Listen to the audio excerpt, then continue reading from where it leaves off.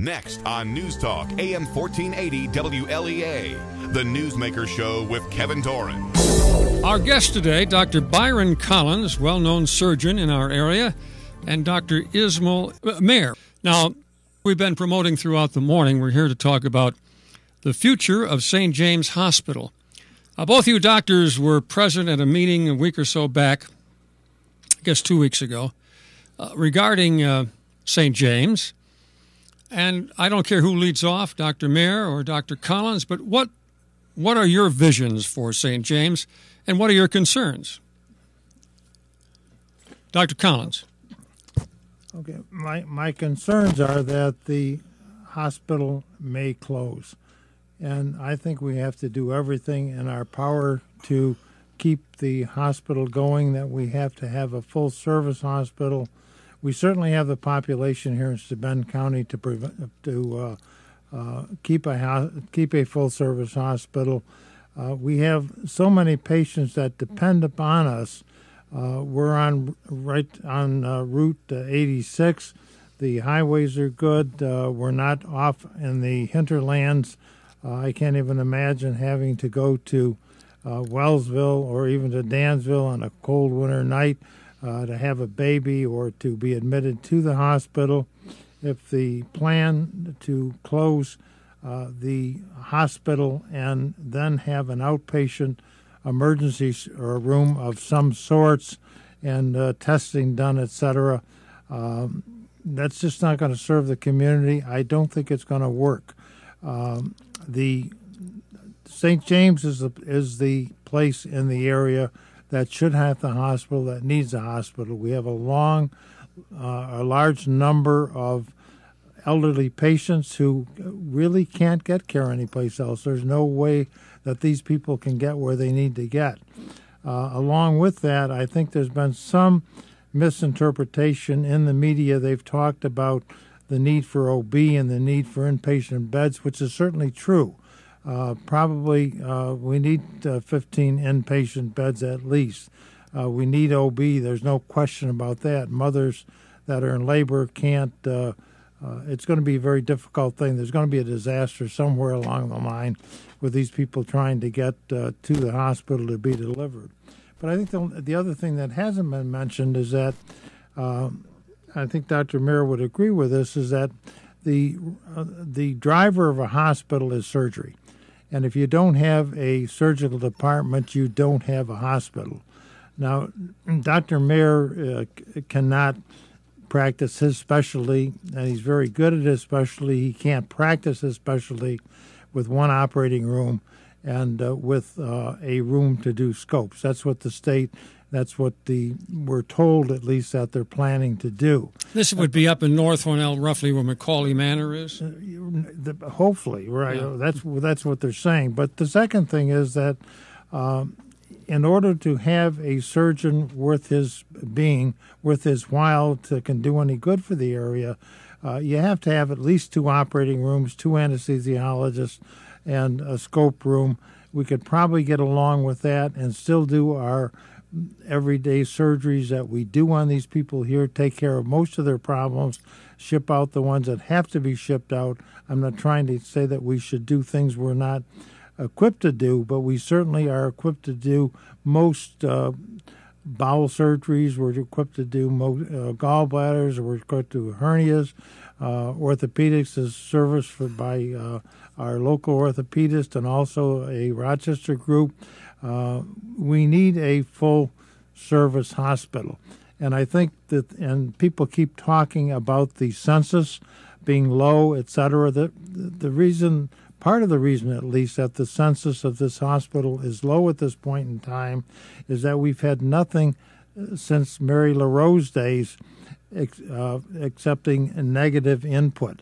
And people have become afraid of the hospital. They wonder whether or not they can get the quality of care that they need, that they want here. The answer is yes, they can. We're still totally intact. But we're not going to be intact if we're pared down to where they seem to want to pare us down. Okay, now let's go over to you, Dr. Mehr, anesthesiologist, Dr. Collins, a surgeon. I must tell you, I'm a little surprised to hear that there's going to be any operating room in this proposed thing up in North Hornell. My impression was an emergency room, a couple of holding beds, and that was it. Well, there's nothing's confirmed. I was part of the New Vision Task Force that the mayor, myself, Dr. Annabelle, Dr. McKellar, Mark Darrow from Alstom, Drew Sharma. We had some power hitters on that committee, and from day one, it was that we were adamant that we have to have inpatient services here, and that's what New Vision proposed. Unfortunately, the powers that be looked at the data and feel that ultimately it always comes down to money. And feel that, well, it can't be sustained. So the next answer is basically form this outpatient center. But again, there's a lot of ambiguity in what that center is going to have. Is it going to really have operating room? Is it going to have an emergency room or an urgent care or whatnot? But I think instead of getting into that discussion, I think what we need to really talk about is what Dr. Collins emphasized is imagine having a heart attack in the middle of the night and now you're trying to get to Dansville, or you're having a baby and you're an Amish woman who's out in Jasper and you need to deliver that baby. I mean, there are going to be some tragedies that are going to take place. And I think that meeting we had, the important thing that came together was that we understand where the hospital administration and Catholic Health East and the University of Rochester and the state are working towards trying to come to a solution. And we're not here to hinder that solution. We're trying to help that solution be more comprehensive and include inpatient services, include an operating room, include maternity. And if many of you people who are probably listening have seen the petition drive and have seen them around town and whatnot, but I can't emphasize, I'm sure Dr. Collins will agree, is how important it is that our voice be heard. We pride ourselves on being in a democratic community, democratic country where voices are heard. Well, I'm going to tell you, now's the time for this voice to be heard, because if we're not heard, there will be no hospital come spring. Okay, let me pop in here with a question, Doctor. Either doctor.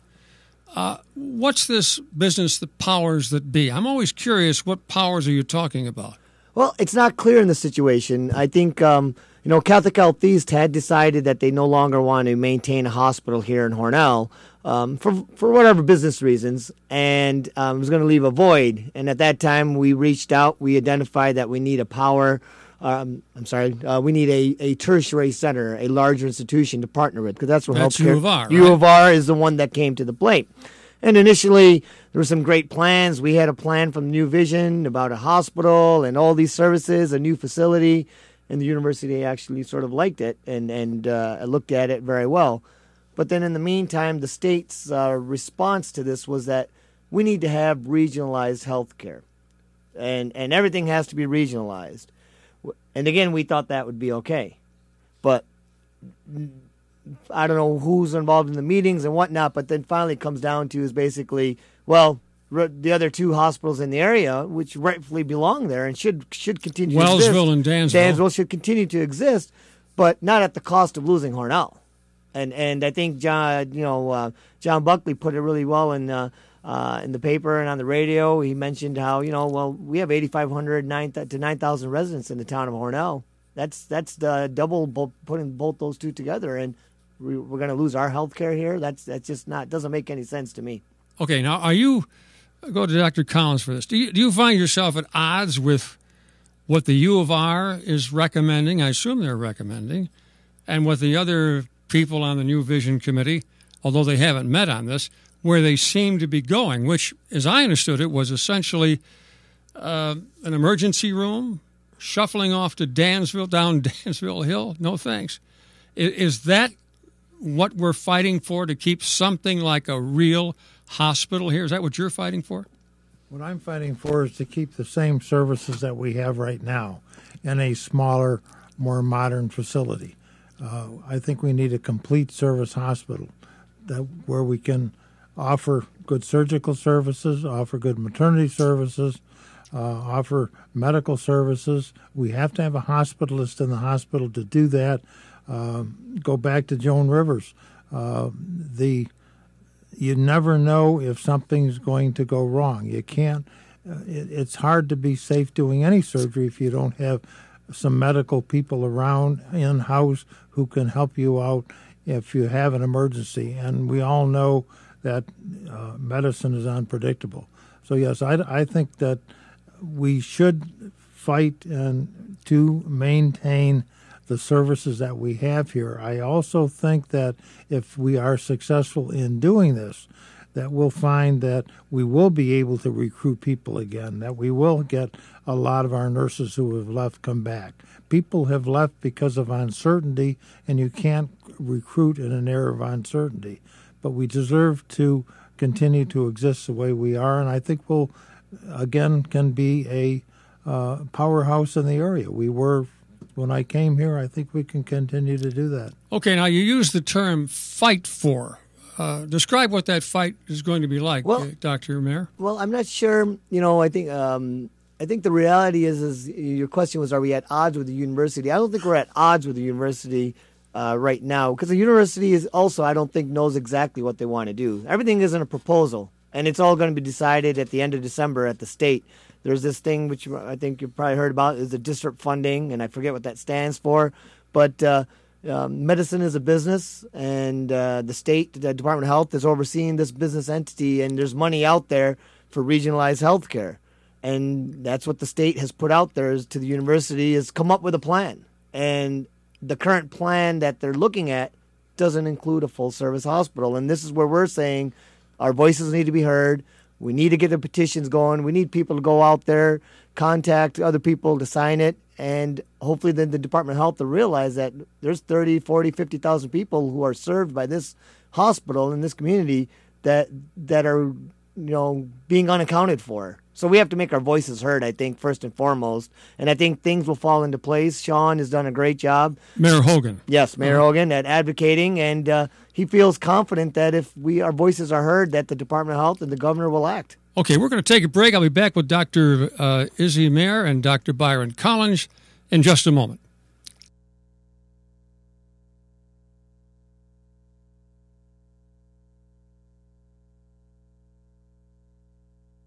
Three, two, one. Today on the Newsmaker program, we're talking about an issue that is of great importance in our area, and that is the future of St. James. Will you have to go down or up Dansville Hill in the middle of the winter to visit someone who's ill? Will you have to go to Noyes Hospital, have a baby, or if you had a heart attack? This is what we're hearing, but no final decision has been made. Now, Dr. Collins and Dr. Mehr are saying that it's up to the people of our area to step up now and do something. So I'm asking them right here and now, what do you want them to do? Well, I think first and foremost is by this weekend we'll have a petition drive online, and we'll get that out on social media, on Facebook and whatnot. There's petitions all around town. You can contact myself. You can contact Dr. Collins, Mayor Hogan at City Hall, John Buckley, Tim Rozelle. It's around businesses.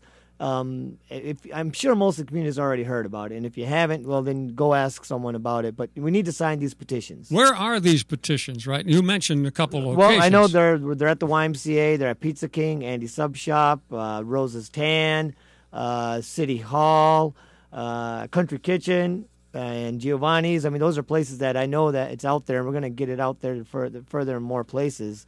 And I think Dr. Collins can elaborate. He has great ideas. We need some volunteers to come forth, maybe some church organizations, youth organizations, and we should have people going out door to door. Door to door, yeah. Okay. Dr. Collins, what's your take on this?